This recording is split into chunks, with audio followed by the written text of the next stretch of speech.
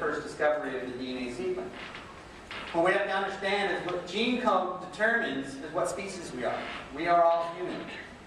We are all exactly alike in form, function, and physiology. Yes, my hair color is a little bit different. Some of you are balding faster than I am. Your eye colors are going to be different. But in terms of form, function, and physiology, we are all exactly alike. We have the same genetic requirements.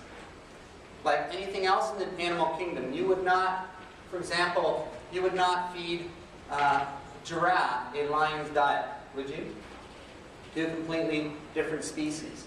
So the code is interesting because according to fossil studies and anthropological studies, our genetic code has not changed in the last 40,000 years. Our genetic code has not changed in the last 40,000 years. Yet in the last 150 years, what has the rate of disease and illness been doing on a graph? Going just about straight up. So if the genetic code hasn't changed, the disease is gone, what's causing that? And that's what we're going to talk about today. So the best way to understand what gene code is to think of it as a recipe for a cake. Or another example I use is your gene code is like a blueprint for a house. Now, you wouldn't take a recipe book, throw it into the kitchen, walk away and expect the cake to be built or made, would you? Or would you not do the same with a blueprint, throw it on an empty lot, walk away and then expect the house to be built about a couple weeks later? There's a huge amount of steps that have to happen between them. What would have to happen if you were going to bake a cake? You've got your recipe. What has to happen after that to produce the end result? Somebody has to cook it. Somebody has to gather the materials and the ingredients to it. So who is the cook and who is the contractor? We are. Where do the ingredients come from? And what ingredients do we require? $1,000,000 question. If you have a recipe for a cake, it calls for flour, and you put in sand. Would the genetic expression of that cake be a little bit different? How many people know where I'm going to here? You understand what I'm saying? Okay.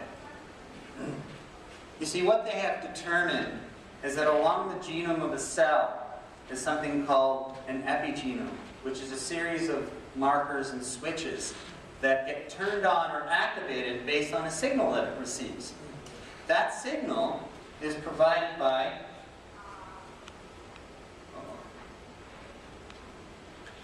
technical difficulties. That signal is provided by you.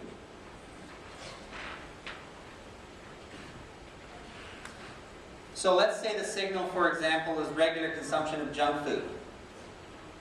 Which part of the gene do you think will get expressed or turned on? Obesity. Let's say the signal is regular consumption of healthy fruits and vegetables. Now you might get a different part of the gene expressing itself, like maybe ideal weight or more lean body mass. So the reason why we have surprisingly few genes given the amount of cells that we have is because each single gene can have up to 30,000 different variations of that gene. And depending on the signal you provide, will determine how the gene expresses itself, and therefore determine how your body or cells function. Everybody following? Is that understandable? Okay, good.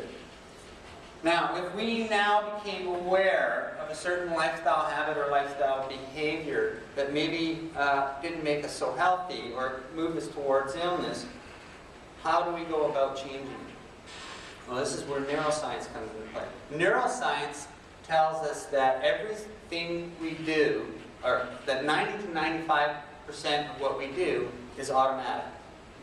That we've programmed our subconscious on a daily basis, and most of the things that we do are we don't even give thought to. Now this can work in our favor. Imagine training yourself every single morning, getting up like clockwork at 6 in the morning to exercise 30 to 60 minutes a day. Or every single morning making a nutritious smoothie chock full of minerals and supplements and vitamins every single morning. Or taking the first 15 minutes a day to meditate and be grateful for your life and your family. Some of you may already do these things. And then there are the habits that we program ourselves to do that literally are killing us, a form of kind of slow suicide. So without question, the single greatest determinant of our health is how we eat, how we move, and how we think. Lifestyle will either be your ticket to a life of vitality, vibrancy, and graceful aging, or it can be a ticket to pain, suffering, and premature deterioration. So instead of making great contributions to society and leaving a legacy, what ends up happening is you end up becoming a burden and a black hole for some valuable resources, costing hurt, money for your loved ones and for society in general. Now, I know nobody in this room wants that. Now, the good news is, and the amazing opportunity lies in the fact, and I want to repeat that, the scientific fact is that our brains and our genes are as plastic, moldable, changeable as the Play-Doh you had when you were a kid, from the day you were born to the day you were dying. Regardless of what age you're at, and regardless of what perceived obstacles you think are blocking your way.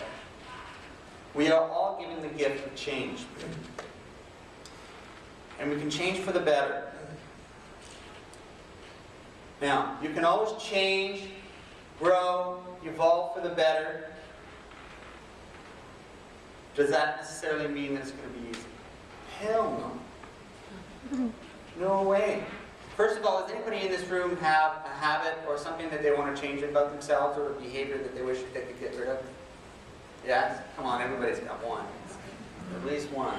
Okay. So what I'm going to do is you might want to pull out your pens for this. I'm actually going to give you the secret, tell you the secret to how change happens and how you can create wellness and healthy lifestyle for yourself.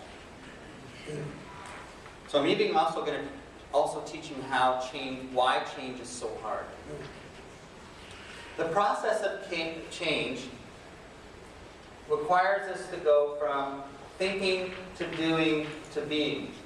Each step in the process involves a different part of the brain. And in my opinion, if anyone undergoes any lifestyle program, whether it be a diet or whether it be an exercise program or maybe a mental health and wellness type program, if you were to learn this slide beforehand, you would have that much more of a chance to success, because you would understand the process that you go through to change, because it's not easy to change. So in the thinking stage, we begin to entertain the idea of whether we want to change or not. This is where the decision is made. And we activate a part of the brain called the frontal lobe. And we ask ourselves what they call frontal lobe questions. And they would sound like this. What would I gain from this change? What would I lose from this change? How would I feel? What knowledge would I need to acquire to help this change happen? And how would I acquire it? These are the thoughtful, analytical, logical type questions which we ask and typically would lead to a plan of some kind.